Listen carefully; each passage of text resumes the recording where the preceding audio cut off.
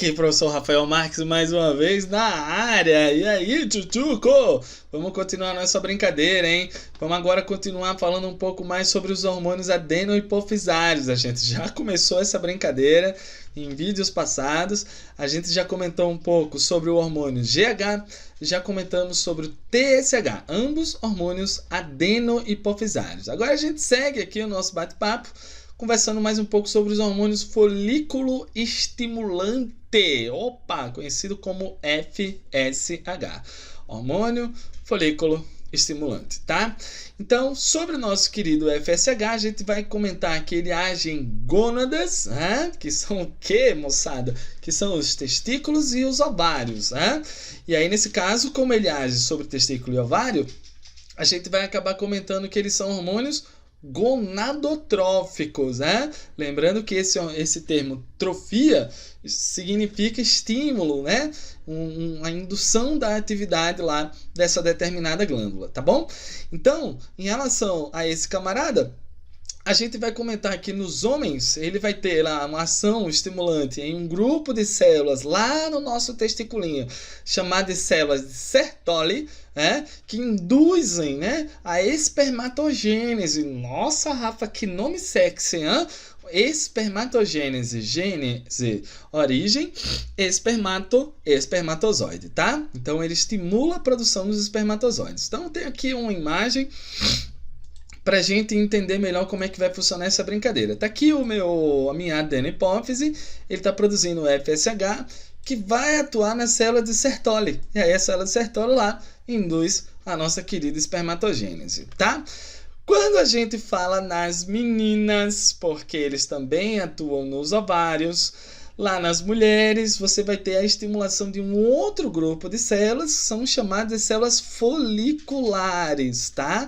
Essas células foliculares, elas ficam revestindo os gametas femininos, no caso os óvulos, Na verdade, as células precursoras lá que vão dar origem a esses óvulos. Então, as células foliculares respondem ao estímulo do FSH fazendo o quê? Aumentando lá a moçada de volume. Então, elas acabam crescendo, e com isso lá, moçada, induzem lá a ocorrência de meiose 1, que você tem lá o ovócito 1 esperando para que essa meiose possa acontecer. E o resultado disso, quando o ovócito 1 faz a meiose 1, você acaba formando o ovócito 2. O ovócito 2 vai ser lá uma célula importantíssima para a formação do óvulo feminino, tá? O ovócito, ele é inclusive a célula que é liberada durante o período da ovulação. Vamos conversar melhor sobre isso, tá bom? Um outro hormônio importante para a gente mencionar é o hormônio luteinizante. Rafa, o LH, hormônio luteinizante, também é um hormônio adeno-hipofisário? É sim, tchutchuco. O que ele vai fazer para nós? Ele também age nas gônadas. Ele também é gonadotrófico. Então ele vai agir no testículo e vai agir também lá nos ovários das meninas, tá? Nos homens, o hormônio LH, moçada, ele estimula basicamente um outro grupo de células chamadas células de Leydig, tá? Então, você lembrar, L-Leydig, L-Leydig, Células de Leydig, moçada, o que elas vão fazer da vida? As células de Leydig induzem a produção do hormônio masculino chamado lá testosterona. Vamos para nossa imaginha para a gente entender gostoso. LH, portanto, tchutchucos, atua sobre a célula de Leydig que produz testosterona. Aí veja que legal, moçada. Testosterona, ela também atua nas células de Sertoli e também lá participa da estimulação da espermatogênese, tá? Mas, além disso, a testosterona também induz o desenvolvimento dos caracteres sexuais primários e secundários lá nos homens. No caso, o caractere sexual primário é o quê? São aqueles caracteres que a gente já nasce com eles, No caso, pênis, testículo, todos aqueles ductos, que fazem parte do sistema genito-urinário masculino. E os caracteres secundários são aqueles que se desenvolvem após a puberdade. Então, os homens eles produzem uma boa quantidade de testosterona no início do desenvolvimento embrionário, depois essa concentração cai um pouco. Quando eu chego na puberdade, lá por volta de 10, 11, 12 anos, testosterona volta a ser produzida com bastante intensidade, que vai caracterizar, portanto, a puberdade masculina, desenvolvendo os caracteres sexuais secundários, tá? Então esse é o efeito da testosterona nos homens, tá? Agora, e nas mulheres, o que o LH faz da vida? Bom, nas mulheres o ADH, o LH, meu pai, estimula lá, moçada, mais uma vez lá o tal do folículo, só que dessa vez o folículo secundário. Rafa, o que é o folículo secundário? É o folículo que contém o ovócito 2, que é o folículo maduro. E ele estimula, portanto, moçada, a liberação do ovócito 2. A gente pode acabar chamando de ovocitação, mas aí tu vai lembrar, moçada, que ele faz a ovulação. Como é que é, Rafa? Ovulação? É, meu amigo, LH, ovulação. É a grande função desse hormônio lá nas meninas, tá legal? Bom, fofuchos, aqui eu tenho um quadro mostrando como é que funciona essa regulação hormonal nas doidinhas. Nossa, Rafa, que complicado! Nos meninos foi tão fácil, né? Pois é, moçada, nas meninas lá de repente é bem mais complicado. Então, eu vou pegar aqui passo a passo, eu vou seguir esses números aqui, ó. Vou começar lá no nosso querido hipotálamo, tá? Então, o que vai acontecer? O hipotálamo, ele produz um hormônio chamado GNRH. Lembra daqueles fatores de liberação que o hipotálamo produz? Então, esse aqui é mais um deles, né? Ele é conhecido como fator de liberação, né? Release hormone, de gonadotrofinas, né? Então, o GNRH é um fator de liberação de gonadotrofinas que atua onde? Que atua na glândula pituitária, né? Na adenopófise. Aí o que vai acontecer? Com a estimulação do GNRH, a adenopófise, deixa eu pegar aqui o número 2, a adenopófise libera o nosso querido FSH. Aí o que o FSH vai fazer da vida? Ele vai atuar no ovário, moçada. Na verdade, ele vai atuar lá, tanto no ovário, como também lá no endométrio. A gente vai já conversar um pouco melhor sobre isso. Aí olha só o que vai rolar, moçada. Quando o FSH atua no ovário, ele estimula o amadurecimento das células foliculares. Então você tem aqui, ó, o folículo primordial, né? Aí esse folículo ele vai crescendo, as células foliculares aumentam de tamanho e isso estimula, moçada, a divisão celular daquele ovócito primário, que vai, nesse caso, fazer meiose e vai passar a ser chamado agora de ovócito 2, formando o que nós chamaremos de folículo secundário.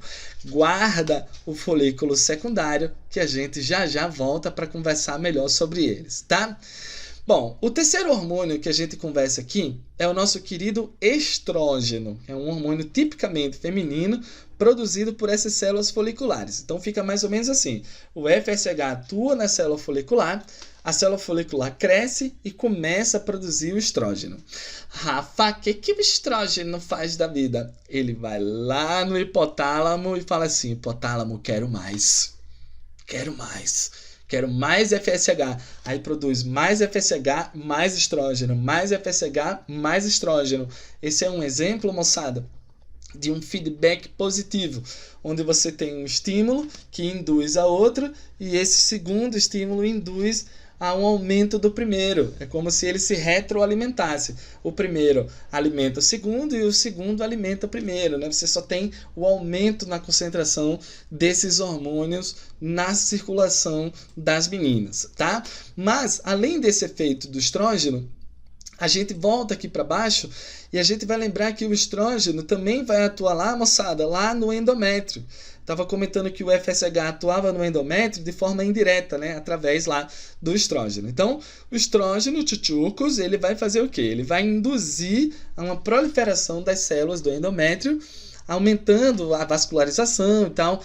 E isso tudo na tentativa de preparar o útero para receber um little baby, ó, que legal, para receber um trombadinha, que provavelmente vai ser fecundado. Uma vez que o ovócito já está maduro, eu tenho lá grandes chances, né, moçada, de desenvolver lá um neném lá no meu útero após a fecundação, tá?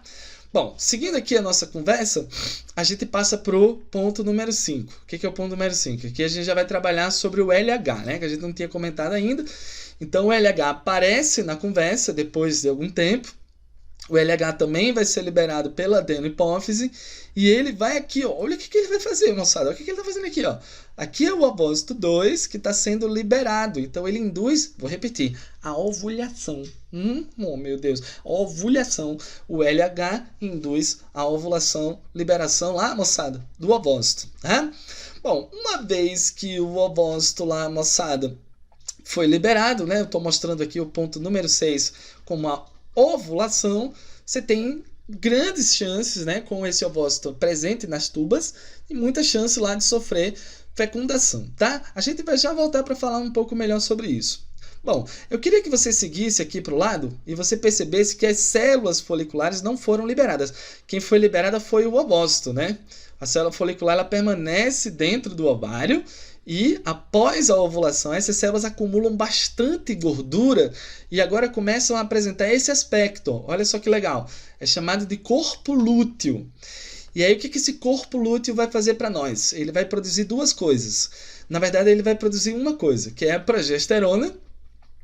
É um hormônio que vai atuar lá no hipófise, moçada, reduzindo a produção de FSH-LH. A progesterona ela reduz a produção de FSH-LH e eu vou te explicar por quê. Porque a progesterona é um hormônio da gestação. E ele meio que engana o organismo, fala assim, corpo, estamos grávidos. Aí o corpo fala, o quê? Estamos grávidos? Caraca, estamos grávidos. Pô, então se a gente está grávido, a gente não precisa liberar outro óvulo. Então eu reduzo a produção de LH, reduzo a produção de FSH, de acordo lá com a ação da progesterona. Né? E, além disso, se a gente descer para cá, a gente vai ver que a progesterona ela também acaba, moçada, ó, atuando lá, no endométrio, promovendo lá o lance do espessamento, tá? Caso ocorra uma fecundação, não estou desejando a ninguém, só estou comentando assim, caso ocorra uma fecundação, o que vai acontecer? Vai formar um trombadinha e o neném vai acabar formando uma placenta.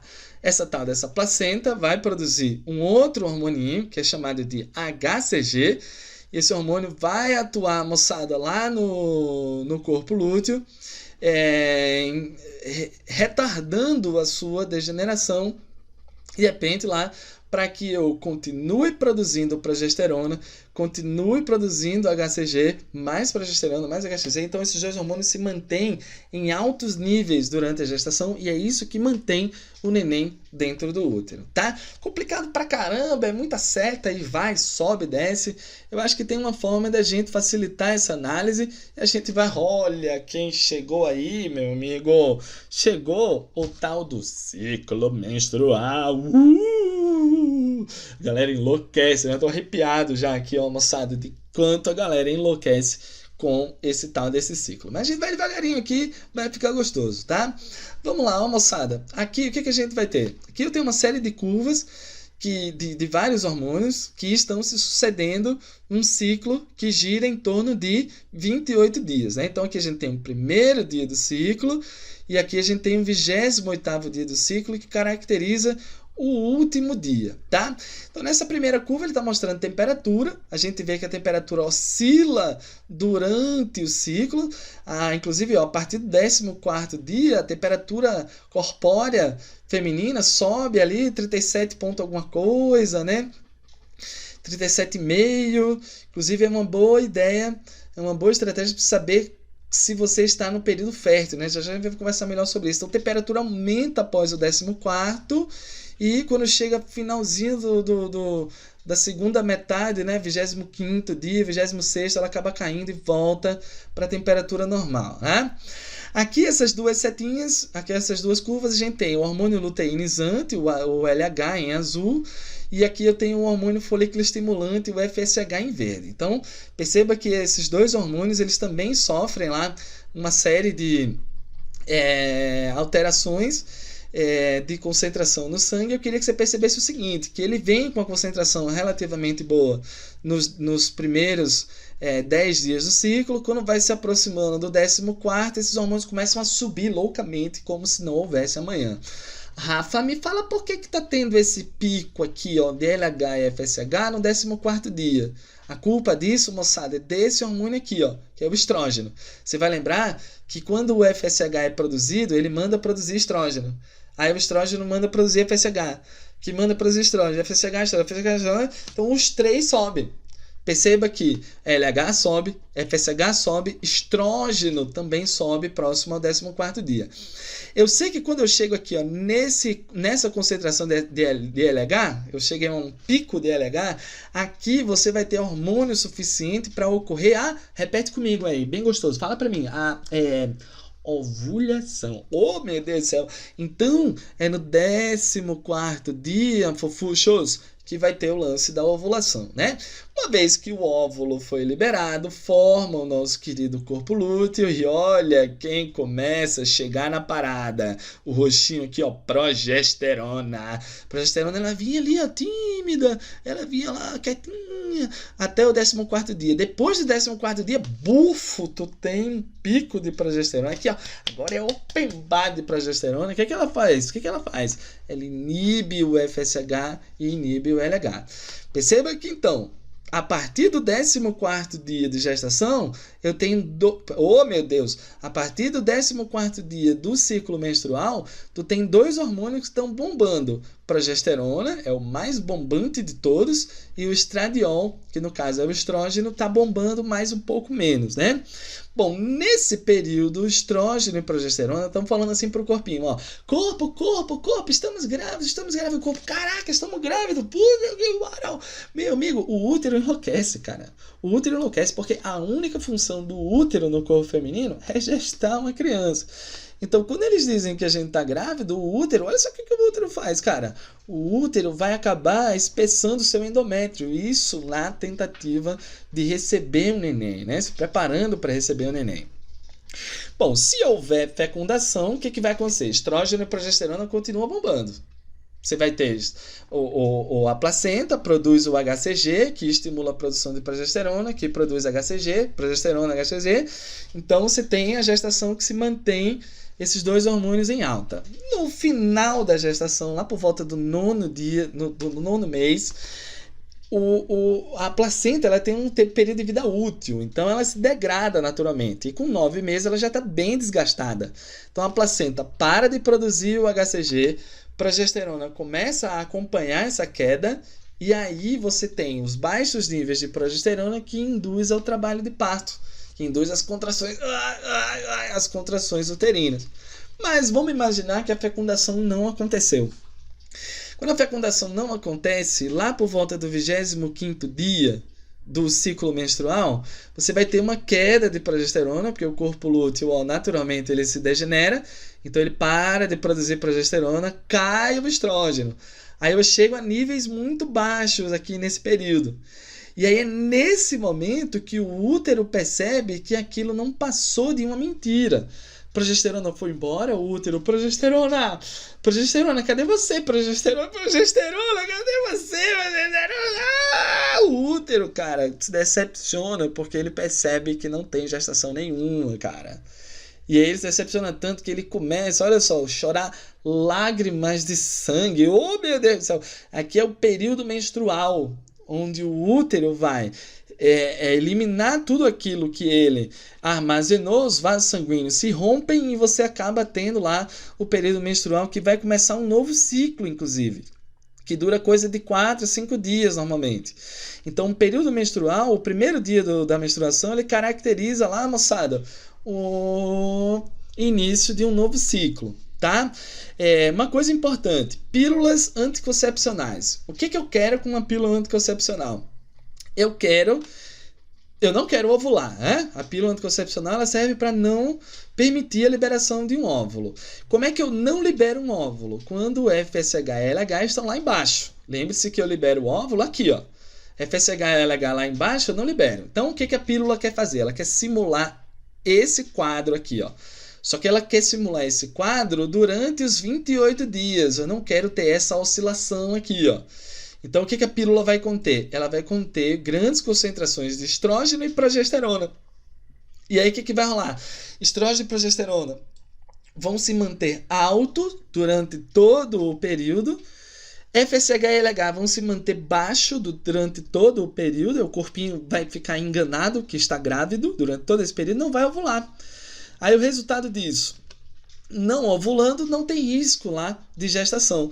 Então a parada acontece da seguinte forma: no primeiro dia de menstruação eu já tomo a pílula. E aí ela vai me manter aqui. Deixa eu tentar pegar um lapisinho aqui. Eu sei que vai ficar esquisito, mas pegar uma caneta aqui para nós. Então o que vai acontecer? Estrógeno e progesterona já vão começar o primeiro dia de ciclo em alta. Eu mantive esses dois hormônios em alta porque todo dia eu tomo uma pílula. E a pílula, portanto, mantém estrógeno e progesterona alto.